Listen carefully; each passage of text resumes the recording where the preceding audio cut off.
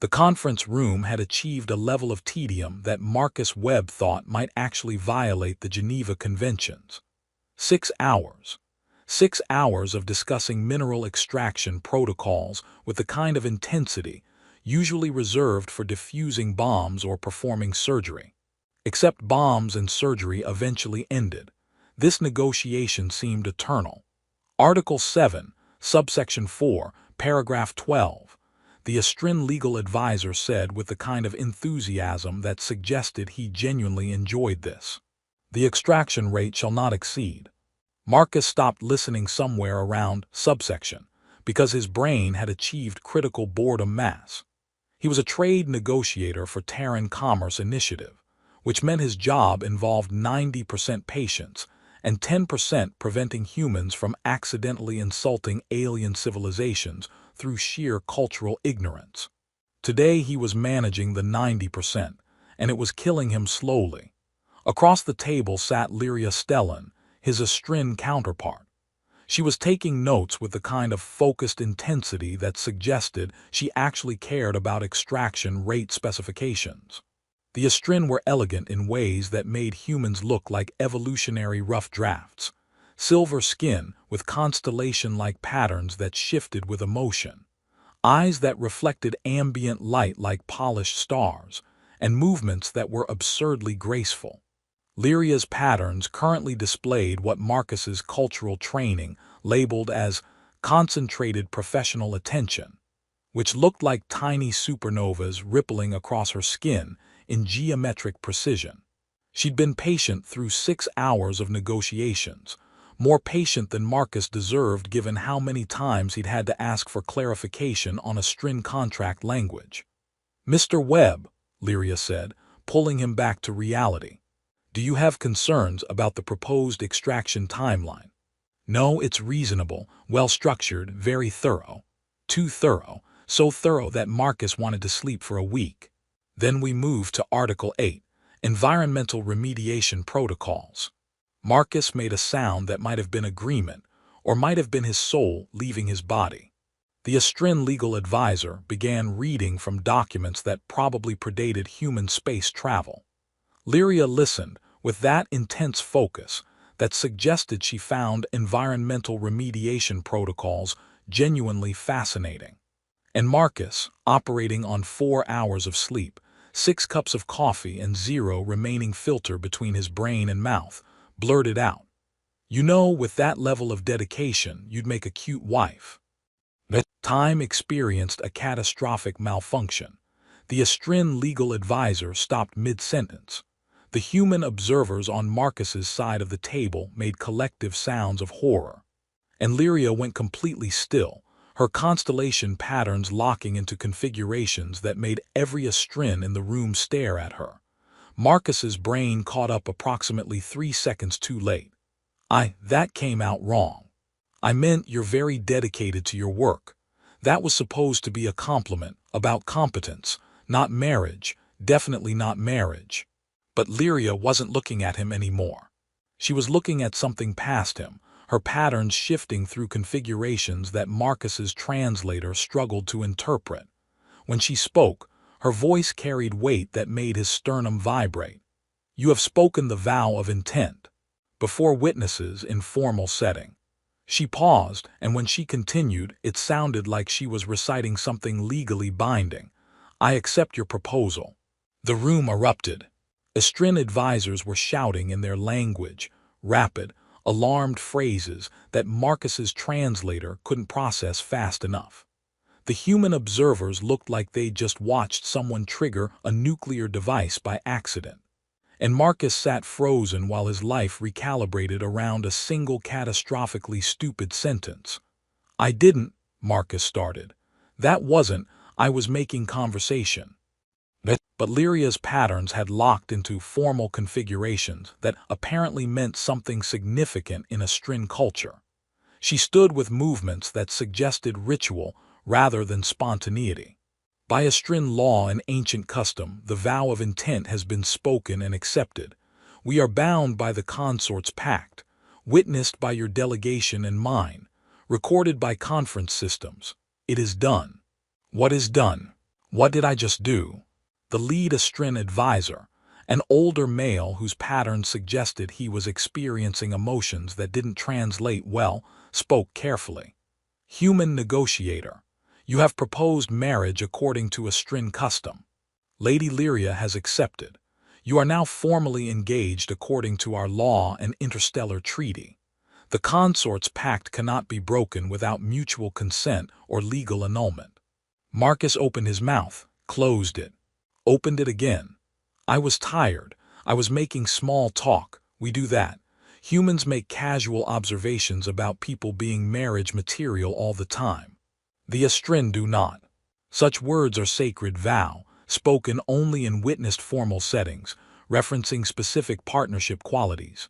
You met all criteria. I didn't know the criteria. That doesn't make the vow less binding. The conference room cleared rapidly after that. Astrin advisors hustling Lyria away, while human observers tried to figure out what to report to their superiors. Marcus sat alone at the table, staring at 6 hours of mineral extraction protocols that had somehow resulted in accidental marriage. His communicator chimed. Director Sarah Chen's face appeared, her expression suggesting she'd already heard and was contemplating early retirement. Marcus, tell me you didn't just propose to an alien diplomat through exhausted sarcasm. I can't tell you that because apparently I did exactly that. My office, now, bring whatever dignity you have left. Marcus walked through the conference facility corridors with the gait of someone whose career had just achieved spectacular self-destruction. Other negotiators watched him pass with expressions ranging from sympathy to schadenfreude. Someone had apparently already leaked the incident because a human journalist tried to ask him questions about interspecies romantic protocols. Director Chen's office was less office and more crisis management center. She sat behind a desk covered in holographic displays showing Astrin legal texts, treaty documents, and what looked like Marcus's complete personnel file. The cultural liaison, Dr. James Park, stood beside her looking like someone delivering terrible medical news. Sit, Chen said. Marcus sat. Explain. I was tired. We'd been negotiating for 6 hours. Lyria was being incredibly thorough about contract details, and I made what I thought was a casual comment about her dedication being marriage-worthy. It was supposed to be friendly acknowledgement of competence. Humans do that. Humans do that, Dr. Park agreed. The Astrin absolutely do not. The vow of intent is their formal marriage proposal. It requires witness setting, must reference specific partnership qualities, and once accepted creates the consort's pact, a binding legal arrangement recognized by interstellar treaty. But I didn't know that. Doesn't matter. You spoke the words, she accepted them, witnesses recorded it. You're engaged according to Astrin law. Dr. Park pulled up more documents. The consort's pact isn't just marriage. It's political alliance. You're binding with the daughter of a High Council elder. That gives you standing in Astrin society, access to succession codes if she holds rank, and protection under their honor laws. I'm a trade negotiator. I negotiate mineral rights. I'm not qualified for alien political marriage. You're qualified now. Congratulations. Chen pinched the bridge of her nose. Can he retract, claim misunderstanding? Technically, yes. But retraction requires proving the vow was spoken without intent or under coercion. Marcus was tired, but he spoke clearly in formal setting with witnesses. Proving lack of intent would be difficult and would publicly insult Lady Lyria's acceptance. So my options are honor an engagement I didn't intend, or cause interstellar incident by claiming my proposal was meaningless. Those are your options, yes. Marcus stood and paced because sitting felt like accepting reality. What happens if I just go through with it? Accept the pact, learn their customs, try to be a decent consort. You become politically significant, Dr. Park said. Lyria is ranked, trained diplomat, daughter of council elder, succession potential in several governance positions. Binding with you makes you valuable to factions wanting human influence in Astrin politics. It also makes you a target for factions that prefer humans stay politically irrelevant. And if I retract, you insult Lyria publicly, damage human-Astrin diplomatic relations, and set precedent that human words in formal settings can't be trusted. Plus, Lyria's acceptance is now public record. Claiming your proposal was accident or lie makes her look foolish for believing you. Marcus looked at both of them, at Chen's exhausted pragmatism, at Dr. Park's academic fascination with this disaster, at his own reflection in the office window, a guy from Earth's farm colonies who'd worked his way into trade negotiations and apparently had no survival instincts about keeping his mouth shut. I need to talk to her, Marcus said. To Lyria.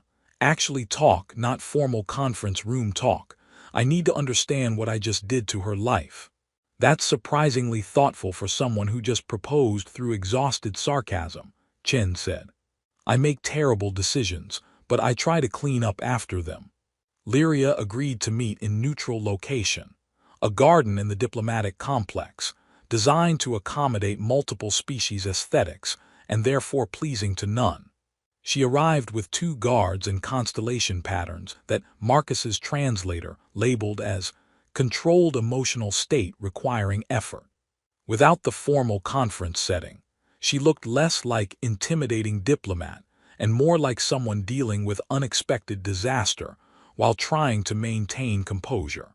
She sat on a bench designed for someone slightly smaller than human average, which meant she looked elegant and Marcus looked like he was sitting in children's furniture. You wanted to speak, Lyria said. Her standard was flawless but carried accent that turned certain syllables into music. I wanted to apologize and explain and understand what the hell I just did. Marcus rubbed his face. That comment about you making a cute wife, that's human casual speech. We say things like that to acknowledge someone's competence or dedication. It's meant as friendly observation, not marriage proposal. I know. Her patterns shifted slightly. I've studied human customs. Your informal speech often uses exaggeration or hypotheticals for social bonding. You'd make a good partner, or I'd marry someone like you, are common expressions lacking formal intent. Then you know I didn't mean it as actual proposal. I know you didn't intend it as such, but intent matters less than action in Astrin culture. You spoke words that meet legal requirements for the vow of intent. You spoke them in witnessed formal setting. You referenced partnership quality, my dedication. Those are the criteria. Your ignorance of their significance doesn't negate their legal weight. Can you retract your acceptance? Claim I didn't meet the real criteria. No, her patterns shifted to something that might have been frustration or might have been resignation, because you did meet them, legally, formally, witnessed. More importantly, I cannot retract because doing so would dishonor your proposal. It would suggest I consider you unworthy, that your words were insufficient. That would insult you, damage diplomatic relations between our peoples, and make me appear capricious to my own society. So we're both trapped by something I said without thinking. Yes. She was quiet for a moment, patterns cycling through configurations Marcus couldn't interpret. Unless you wish to retract, that is your right under treaty law. You can claim the vow was spoken without understanding, without sincere intent. That path is available to you. But it would insult you and cause political problems. Yes. Marcus looked at her, at the diplomat who'd spent 6 hours patiently negotiating with someone who clearly didn't share her enthusiasm for extraction protocols, who'd accepted his accidental proposal with formal grace, who was now giving him the option to escape despite the damage it would cause her. What happens if we don't retract? Marcus asked. If we accept the pact and try to make it work? Lyria's patterns shifted to surprise. You would consider that, despite the circumstances. I said something stupid. You honored it with acceptance. Claiming my words meant nothing makes me a liar and makes you a fool for believing me. I'm not doing that to someone who treated my incompetence with respect. Her pattern cycled through emotions that Marcus's training couldn't quite decode: surprise, consideration, something that might have been hope. The consort's pact would bind you politically. I am ranked daughter of Council Elder Varen Stellan, trained diplomat, succession potential in governance positions. Binding with you grants you standing in our society, access to political circles that some factions prefer humans never reach. Why would they care? Because human-Astrin cooperation is controversial. Some support it as progressive alliance. Others see it as threat to our cultural independence. Your accidental proposal has already become political. If we honor the pact, you become symbol of human influence in Astrin affairs. Rivals will attempt to prove the pact is illegitimate, that you're manipulating me, that I'm being used for human political gain.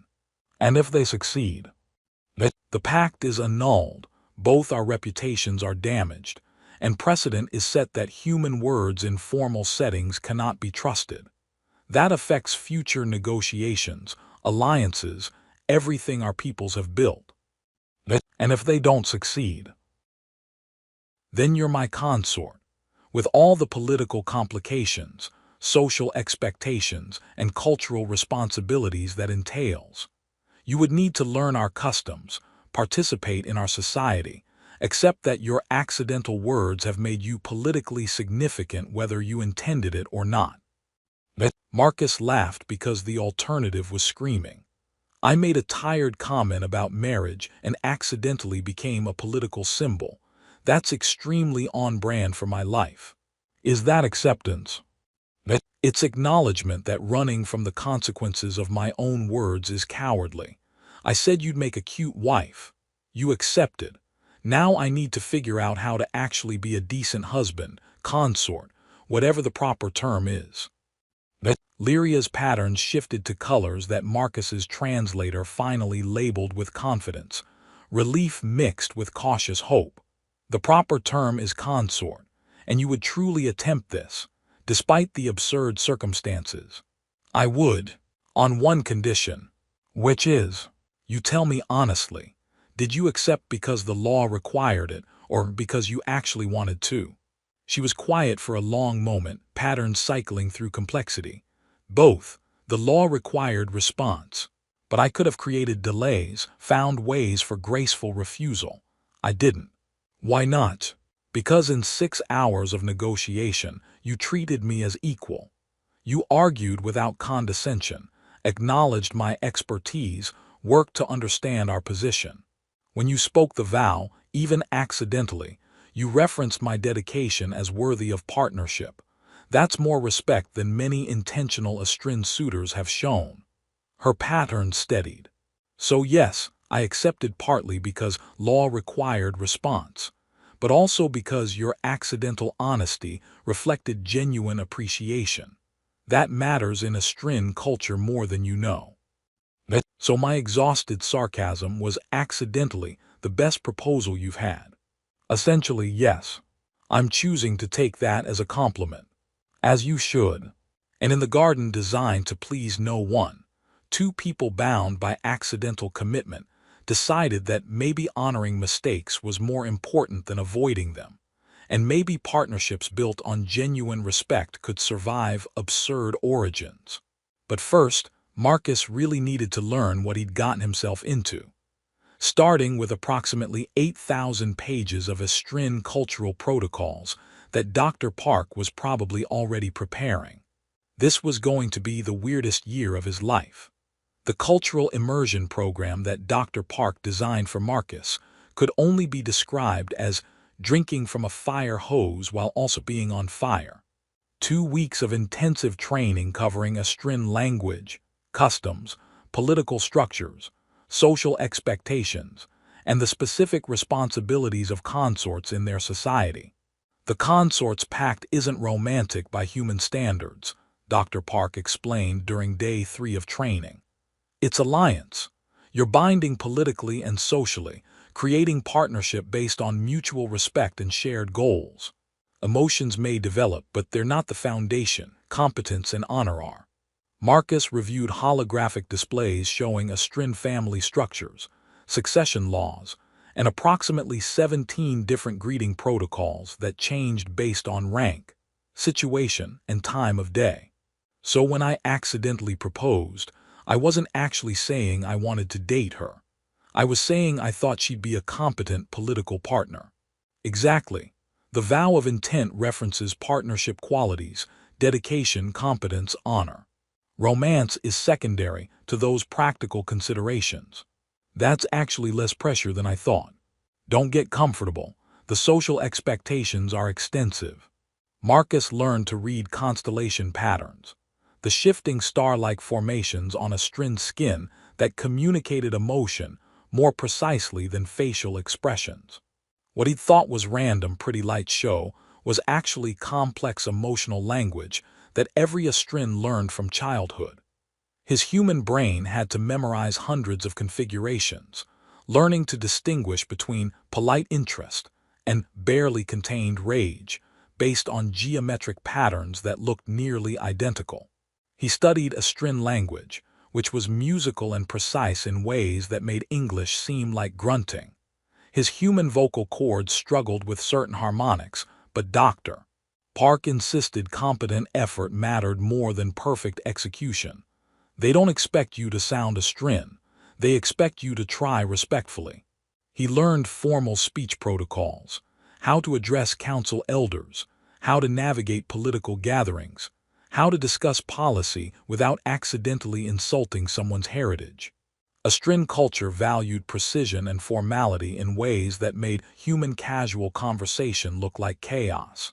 And he spent evenings with Lyria, who patiently corrected his pronunciation, explained cultural nuances Dr.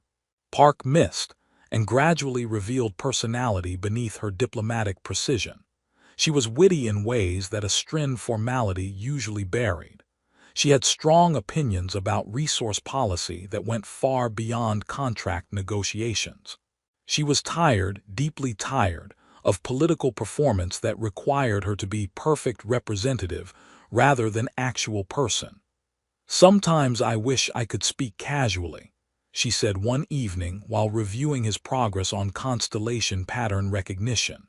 "Say what I mean without calculating political implications." "You mean like accidentally proposing to someone through exhausted sarcasm?" Her patterns shifted to amusement, a configuration Marcus had learned to recognize with embarrassing fondness. "Your accident was refreshing. No Astrin would speak so carelessly in formal setting. Your culture's informal honesty is appealing." That's possibly the nicest way anyone's described my complete lack of filter. It's accurate description of your primary characteristic. They were interrupted by news that Marcus had been dreading. Lord Kethais Varn, a High Council member and political rival to Lyria's father, had formally challenged the legitimacy of their consort's pact. He'd filed documents with the council arguing that Marcus's vow of intent was human casual speech misinterpreted as Astrin formality, that accepting such proposals set dangerous precedent for cultural confusion being weaponized politically. "He's not wrong about the cultural confusion part," Marcus said, reading through the challenge documents that Dr. Park had translated. "I literally didn't know I was proposing." "But you spoke words that met legal requirements," Lyria countered. Her patterns displayed determination mixed with concern. "Intent matters less than action. Kethais knows this. He's using your ignorance as political weapon." "Why does he care? What's his actual goal?" "My father, Elder Varen, has advocated for closer human-Astrin cooperation for years. Trade agreements, cultural exchange, eventual political alliance. Kethais opposes this. He believes human influence corrupts Astrin traditions, that we should remain isolated from species whose customs are too different from ours." Her patterns shifted to frustration. "If he proves our pact is illegitimate, it embarrasses my father, undermines his policies, and sets precedent that human-Astrin partnerships are fundamentally flawed. So I'm a proxy in a political fight I barely understand." "Yes, but you're also someone who can defend the pact by proving your words, however accidental, reflected genuine respect. That's valid basis for a Strin partnership. The formal challenge meant the bonding ceremony, scheduled for 1 month away, would essentially become trial. If Marcus could demonstrate cultural understanding, if he and Lyria could prove genuine partnership potential, the pact stood. If he failed, if he confirmed Kethi's claim that he never understood or intended the commitment, the pact would be annulled and both their reputations would be destroyed. No pressure, though, Marcus said. Extensive pressure, actually. I was being sarcastic. I know, your sarcasm is becoming recognizable. That's progress. Marcus intensified his cultural studies, with the desperation of someone whose marriage depended on not embarrassing himself. He practiced formal Astrin speech until his throat hurt from harmonics his human vocal cords weren't designed for. He memorized political hierarchies, succession laws, and the specific expectations for consorts binding with ranked Astrin. He also learned more about Lyria's family. Elder Varen Stellan was progressive by Astrin standards. He'd advocated for human contact when many council members preferred isolation, had negotiated the trade agreements that brought Marcus to Astrin space, and genuinely believed cooperation between species was better than competition. Lord Kethi's represented the opposition, traditionalists who saw human influence as existential threat to Astrin culture. He wasn't wrong that human and Astrin customs were fundamentally different. He was wrong that difference meant incompatibility. 3 weeks into preparation, Elder Varen requested private meeting with Marcus. Lyria's father was imposing in ways that transcended physical presence. His constellation patterns displayed authority accumulated over decades. His movements carried weight of someone who'd made decisions affecting billions. Human Marcus Webb, Varen said, his standard impeccable but formal. You have bound yourself to my daughter through circumstances that many question. I have, Elder Varen. Accidentally, but I'm trying to honor that accident with genuine commitment. Kethi's will argue you cannot honor what you didn't intend, that your words were human casualness lacking Astrin weight. He's partly right. I didn't know I was proposing, but ignorance doesn't excuse dishonor. I said words that Lyria valued enough to accept. She trusted me to honor that acceptance. I'm doing everything I can to prove that trust wasn't misplaced. Varen's patterns shifted to something Marcus couldn't quite interpret. You speak like someone who understands partnership is work, not accident. I speak like someone who makes terrible decisions and tries to fix them afterward. It's my main skill. That is also valid skill. Varen moved to a window overlooking the Astrin capital, spires that seemed to grow from light itself, architecture that defied human engineering. My daughter is competent, dedicated, and trapped by expectations that require her to be perfect rather than genuine. Your accidental proposal gave her something she hasn't had, choice within duty. She accepted not just because law required response, but because you represented partnership without performance. I'm not sure guy who accidentally proposes is great basis for partnership.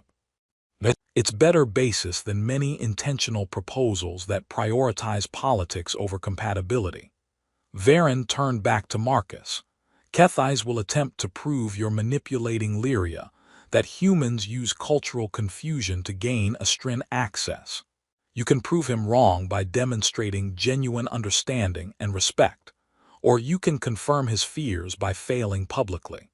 Again, no pressure. Extensive pressure, but I suspect you perform better under pressure than in comfort.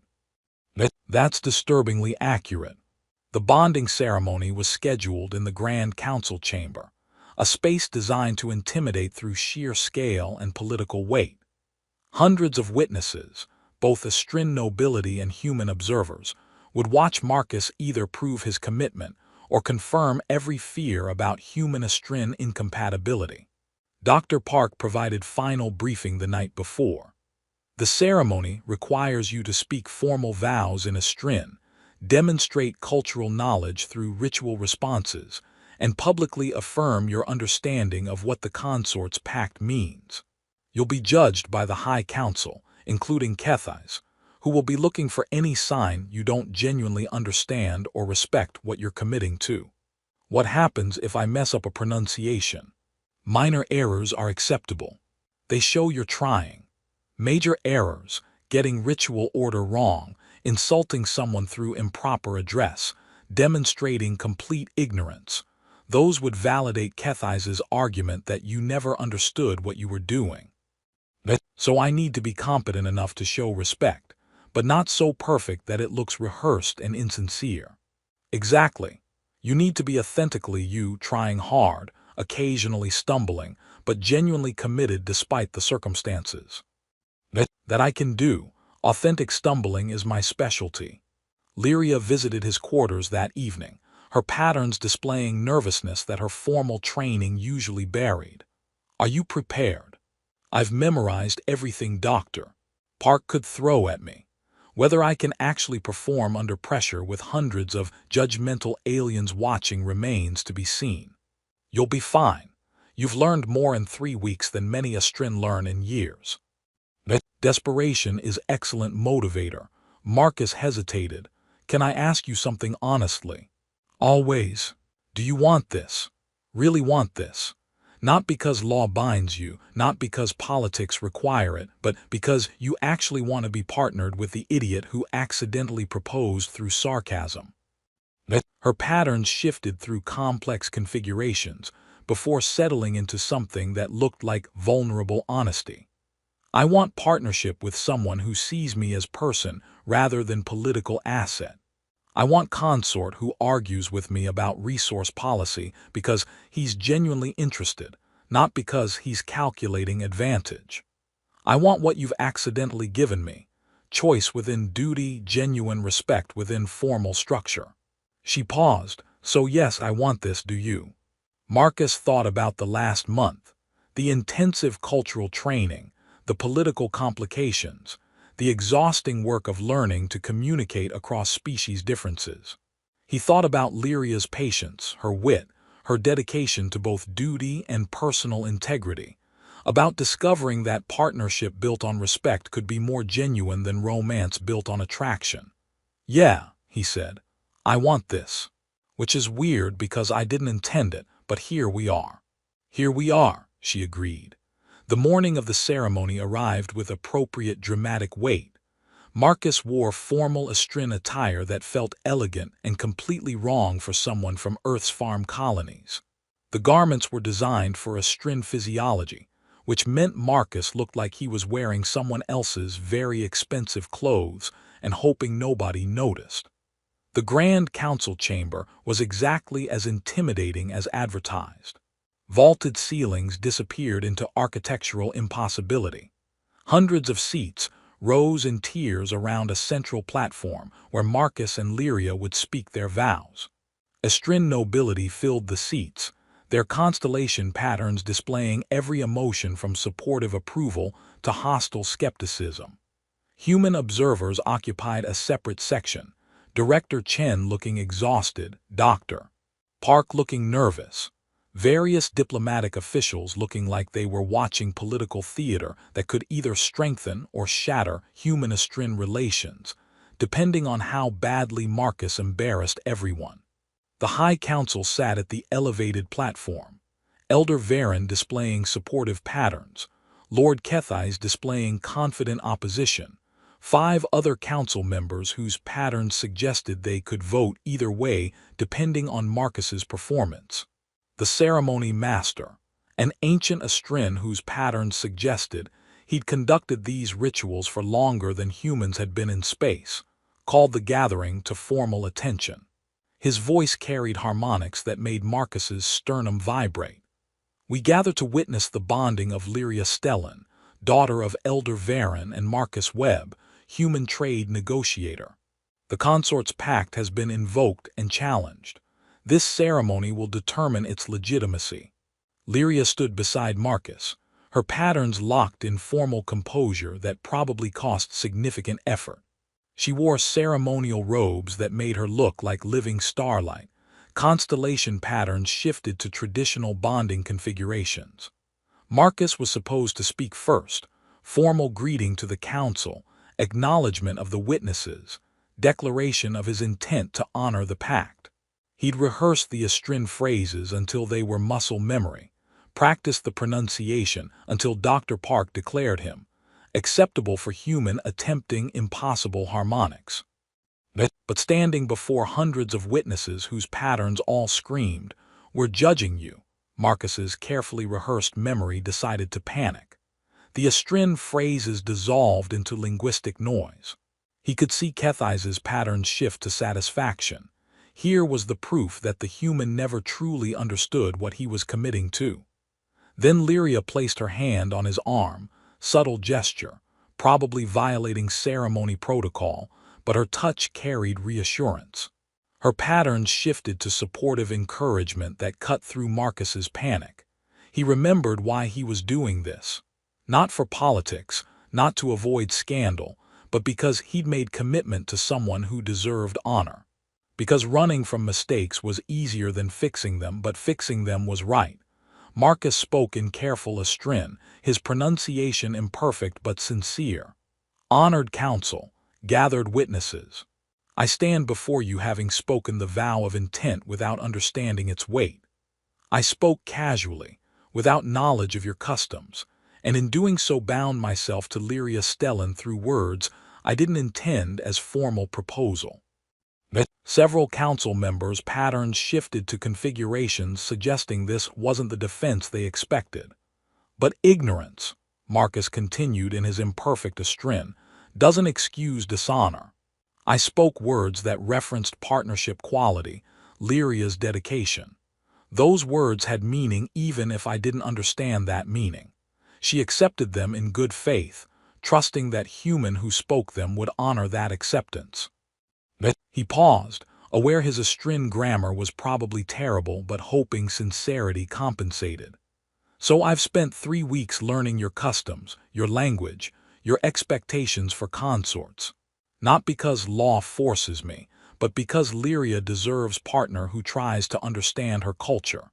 Because commitment made in ignorance can still be honored with knowledge. Because running from mistakes is easy, but fixing them is right." Marcus switched to standard because some things were too important to trust to his mediocre Astrin. "I didn't know I was proposing. I was tired and making what humans call casual compliment, acknowledging someone's competence through informal observation." But Lyria heard those words as something more significant, and she accepted them. She trusted me to honor that acceptance. So I'm here, having learned what I can, prepared to build partnership, trying very hard not to insult anyone with my terrible pronunciation.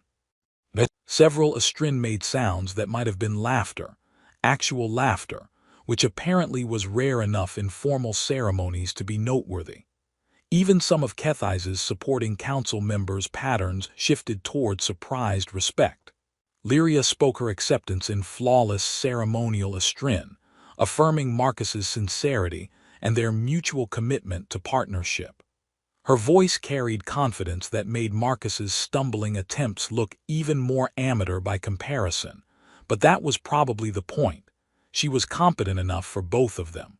The council members conferred privately, their patterns shifting through complex configurations that Marcus couldn't interpret even after 3 weeks of intensive study. This was it. The moment when they decided whether his accidental proposal and genuine follow-through was sufficient basis for legitimate partnership, or whether Kethise's argument about cultural incompatibility would prevail. Elder Varen spoke first, his patterns displaying supportive determination. "The human has demonstrated genuine effort to understand our customs. His proposal was accidental, but his response has been honorable. I support the pact's legitimacy." 3 other council members voiced support. Their reasoning varied, but the core was similar. Marcus had shown respect through action, and that mattered more than perfection. 2 council members opposed on traditional grounds. They argued that accepting accidental proposals set dangerous precedent. That partnership required intention from the beginning, that Marcus's ignorance invalidated his commitment regardless of subsequent learning. Kethai's prepared to cast his vote, the deciding voice that would either validate or annul the pact. His patterns displayed the kind of calculation that suggested he'd been planning this speech. "The human is incompetent at our language," Kethai said, his voice carrying formal weight. "His customs are fundamentally different from ours. His pronunciation is terrible, his understanding of our traditions is incomplete at best, and his original proposal was made in complete ignorance of its significance." Marcus felt the ceremony slipping away, felt the month of work dissolving into political reality that ignorance and good intentions weren't enough to bridge species differences. But Kethais continued, his patterns shifting to something Marcus's training identified as reluctant respect. "He has spent a month learning when he could have fled. He has attempted to understand our ways despite obvious difficulty. He has chosen integrity over convenience, commitment over comfort. He stumbles through our language with sincerity rather than speaking perfect lies." The chamber went quiet. "I have witnessed many intentional proposals," Kethai said, "made with perfect formality and complete calculation. Partnerships built on political advantage rather than genuine respect. This human's accidental proposal, followed by authentic effort to honor it, demonstrates more integrity than most intentional courtships I've seen." His patterns stabilized into decision. "I support the pact. The human has earned legitimacy through action, not through perfect adherence to forms he never learned. That is honorable." The chamber erupted in patterns Marcus, interpreted as surprised approval. The ceremony master declared the pact legitimate, the bonding recognized under a Strin law and interstellar treaty. Marcus and Lyria were formally consorts, their partnership validated despite its absurd origins. After the ceremony, in private quarters away from political theater, Lyria's formal composure finally cracked. Her patterns shifted through relieved joy, exhausted satisfaction, and genuine affection that needed no translation. "You were terrible," she said. "Your pronunciation was awful, your grammar was worse, and you violated approximately 7 ceremony protocols." That's not very romantic post-wedding feedback. It's accurate feedback. Also, it was perfect. No Astrin would have stumbled so authentically. Your incompetence proved your sincerity better than perfection could have. I'm choosing to take that as compliment. As you should. 6 months later, Marcus had somewhat adjusted to life as alien consort. He worked with Lyria on human Astrin trade agreements, bringing human pragmatism to Astrin formality in ways that somehow made negotiations more efficient than either species achieved alone. He'd learned to read constellation patterns fluently, could speak Astrin with only moderate accent, and had become minor celebrity in both civilizations, the human who accidentally proposed and actually followed through. Lyria told the story constantly, her patterns displaying amusement every time. "My consort proposed through exhausted sarcasm during contract negotiations. It's very human. It was an accident. It was perfect. No Astrin would have spoken so casually in formal setting. Your honesty, even accidental, was more genuine than any formal courtship." That's weird compliment. I'm told I'm weird at compliments. You're learning from the best. They worked well together. Her formal precision balanced his human informality. Her cultural knowledge guided his well-intentioned stumbling. And somehow they'd built genuine partnership from completely absurd foundation. Director Chen visited occasionally, still looking like she was processing the month when Marcus's exhausted sarcasm accidentally revolutionized human Astrin diplomatic relations. "You know the trade agreements we've signed since your bonding. They're unprecedented. Turns out having someone who can navigate both cultures makes everything easier. So my disaster became diplomatic asset. Your disaster became our most effective cultural bridge. Don't let it go to your head." Too late. And in their shared quarters, reviewing policies that benefited both their peoples. Marcus and Lyria continued their accidentally successful partnership, built on respect, maintained through genuine effort, and proven successful through sheer stubborn commitment to honor mistakes rather than abandon them. "You'd make a cute wife," Marcus said one evening, echoing his original accidental proposal. Lyria's patterns shifted to affectionate amusement. "I accepted that proposal 6 months ago. You're late." "I'm punctually challenged." "That's accurate. But I mean it now, intentionally, with full understanding of what I'm saying." Her patterns shifted to something that transcended translation, joy and affection and partnership that needed no words. "Then I accept, again, with full understanding that you will continue to make terrible jokes at inappropriate times." "That's fair."